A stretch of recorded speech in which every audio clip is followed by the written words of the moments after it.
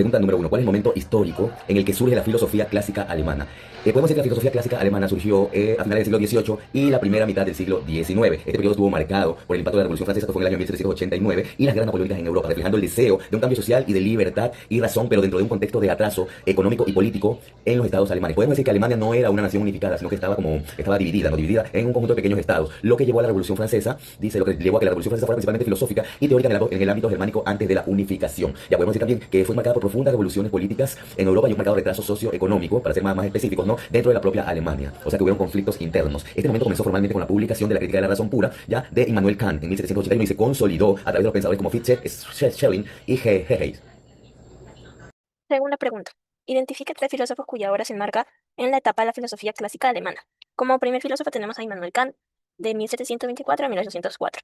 Fue el iniciador de la etapa con su filosofía crítica o trascendental, que sintetiza racionalismo y empirismo. Immanuel Kant buscó, por encima de todo, enseñar al ser humano a pensar por sí mismo y a rechazar los dogmas de todo tipo, que destruyen la razón y someten al libre pensamiento de ideas fijas. No por ello negaba la importancia del conocimiento previo, al contrario, lo consideraba imprescindible como punto de partida. En este sentido, logró combinar el racionalismo, para lo cual la razón es el motor principal en la búsqueda del conocimiento, con el empirismo, que acentúa el papel de la experiencia y la evidencia comprobable, como caminos complementarios y no excluyentes. El pensamiento kantiano se convirtió así en uno de los más influyentes de la Ilustración.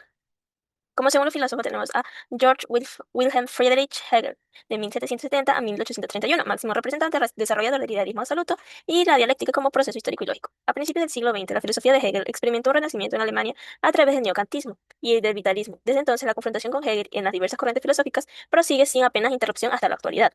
Hegel se considera en general el punto cumbre del idealismo alemán. Su sistema abarca todos los ámbitos del saber. Fue creado por Hegel precisamente con este propósito. Tercero, Johann Gottlieb Fichte, 1762 a 1814. Fue el fundador del idealismo subjetivo, enfocado en la autoconciencia del yo. Fichte se adhirió a muchas de las afirmaciones de Kant sobre la moralidad y la religión, extendiéndolas cuidadosamente al concepto de relevancia, de revelación.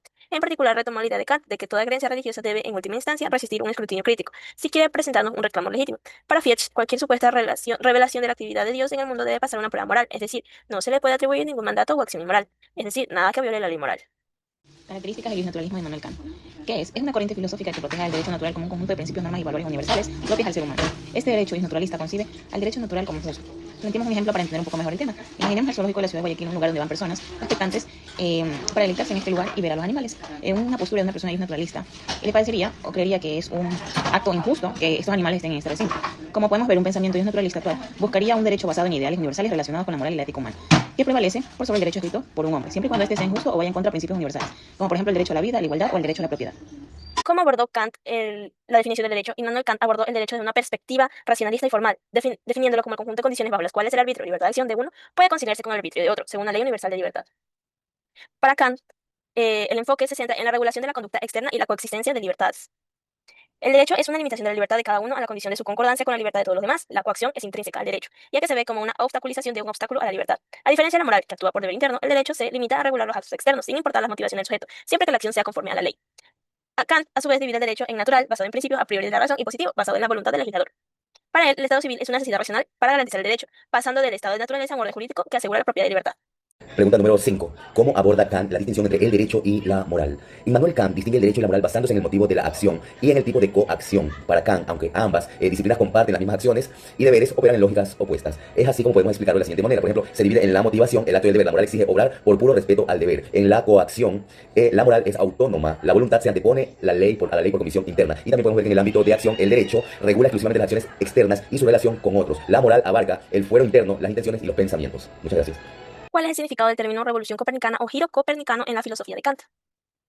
El término revolución copernicano en la filosofía de Immanuel Kant hace referencia al cambio que realizó en la manera de entender el conocimiento humano. Antes de Kant se pensaba que el sujeto debía adaptarse al objeto para poder conocerlo. Sin embargo, Kant propuso que el conocimiento depende también de las estructuras y capacidades de la mente humana. Se tiene una metáfora con que se alude al cambio radical de perspectiva que supone respecto a la filosofía tradicional, el planteamiento general de la filosofía de Kant y al cual él mismo alude en el prefacio de la segunda edición de la Crítica de la Razón Pura. El giro, término que proviene de la imagen de las estrellas que giran alrededor del espectador. Que Kant es consciente de llevar a cabo es similar al que hizo Copérnico, quien supone que es el espectador el que gira en lugar de las estrellas. El giro copernicano de Kant consiste por consiguiente en que él cree que la filosofía, para entrar en el camino seguro del progreso en el conocimiento, ha de hacer lo mismo que hizo Copérnico en astronomía. Si este, para explicar los movimientos celestes, entendió que era mejor a partir del supuesto de que era el espectador quien giraba, de manera parecida, Kant cree que solo podemos tener un verdadero conocimiento de las cosas, un conocimiento universal y necesario, si el objeto depende del pensamiento para ser conocido y no a la inversa. Este es el supuesto de que parte de la filosofía trascendental de Kant. Séptimo, explique la teoría del imperativo categórico planteada por Kant. El imperativo categórico es la principal doctrina de Immanuel Kant. Kant decía que las personas deben actuar siguiendo reglas morales universales. ¿Qué significa esto? Que antes de actuar debemos preguntarnos, ¿qué pasaría si todos hiciéramos lo mismo? Si la acción sería correcta para todos, entonces sería moral. Por el contrario, si causa problemas o contradicciones, entonces sería pues una conducta no ética. Vamos a poner un ejemplo sencillo. Si todos mintieran, nadie confiaría en nadie. Por eso, para Kant, mentir está mal. Para Kant, una acción es moral cuando se hace por deber y puede aplicarse a todos por igual, respetando siempre la... Número 8. ¿En qué consiste la crítica de la razón pura de Kant? La crítica de la razón pura del año 1781 de Immanuel Kant es una obra fundamental que investiga los límites y posibilidades del conocimiento humano, examinando cómo la mente organiza la experiencia a través de estructuras a priori, espacio, tiempo y categorías. Kant propone un giro copernicano, sosteniendo que el sujeto no solo recibe información pasivamente, sino que moldea activamente el objeto de conocimiento.